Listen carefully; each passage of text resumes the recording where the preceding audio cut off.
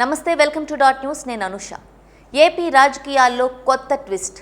రాజకీయాలకు దూరంగా ఉంటోన్న మెగాస్టార్ చిరంజీవి హఠాత్తుగా టీడీపీ, బీజేపీ, జనసేన కూటమి ఏర్పాట్లను స్వాగతించారు. అంతేకాదు, బీజేపీ ఎంపీ అభ్యర్థిగా పోటీ చేస్తోన్న సీఎం రమేష్, జనసేన అభ్యర్థి పంచకర్ల రమేష్లను ఆశీర్వదించాల్సిందిగా మెగాస్టార్ ప్రజలను కోరారు.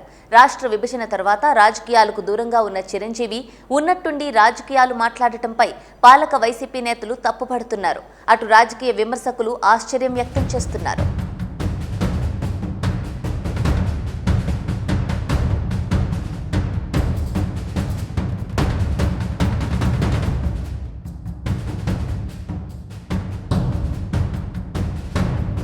ఆంధ్రప్రదేశ్ విభజన తర్వాత మెగాస్టార్ చిరంజీవి రాజకీయాలకు గుడ్ బై చెప్పేశారు. కమల్ హాసన్ వంటి నటులు కనిపించినప్పుడు కూడా రాజకీయాలు మనకి పడవు, వద్దు అని సలహాలు కూడా చెప్పారు చిరంజీవి. నిజంగానే ముక్కుసూటిగా ఉంటూ కుట్రలు కుతంత్రాలు తెలియని చిరంజీవి వంటి వ్యక్తిత్వం ఉన్నవారు రాజకీయాల్లో ఇమడలేరన్నది వాస్తవం. 2019 ఎన్నికల్లో తన తమ్ముడు పవన్ కళ్యాణ్ తన సొంత పార్టీ జనసేనతో బరిలో దిగినప్పుడు కూడా చిరంజీవి మద్దతుగా ఒక్క మాట అనలేదు, ప్రచారమూ చేయలేదు. రాజకీయాలకు పూర్తిగా దూరం పాటించారు. ఎన్టీఆర్ తర్వాత అంతటి మాస్ ఇమేజ్ సొంతం చేసుకున్న హీరో చిరంజీవే. అందుకే ఆయన ఎన్టీఆర్ అడుగుజాడల్లోనే సినిమాలకు గుడ్ బై చెప్పి రాజకీయాల్లోకి వచ్చారు. ఆయన్ని ముఖ్యమంత్రిగా చూడాలని ఆయన అభిమానులు, ఆయన సామాజిక వర్గం వారు ఆశించారు. బంధుమిత్రులు కూడా ప్రోత్సహించడంతో 2009 ఎన్నికలకు కొద్ది నెలల ముందు ప్రజారాజ్యం పార్టీని పెట్టారు. రాష్ట్రమంతటా సుడిగాలి పర్యటనలు చేశారు. ఎక్కడికెళ్లినా చిరుకు ఘన స్వాగతం లభించింది. అయితే ఎన్నికల్లో మాత్రం ఆయన పార్టీకి 18 స్థానాలే దక్కాయి.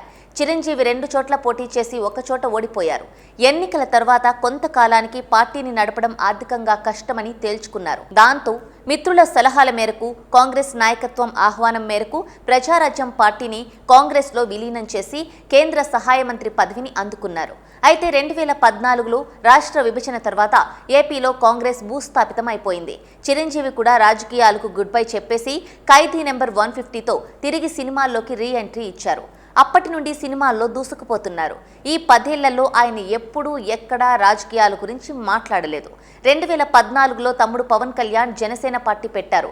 మొదటి ఎన్నికల్లో టీడీపీ, బీజేపీలకు మద్దతునిచ్చారే తప్ప ఆయన పోటీ చేయలేదు. 2019 ఎన్నికల్లో కమ్యూనిస్టు పార్టీలు బీఎస్పీలతో కలిసి పొత్తు పెట్టుకుని ఎన్నికల బరిలో దిగారు.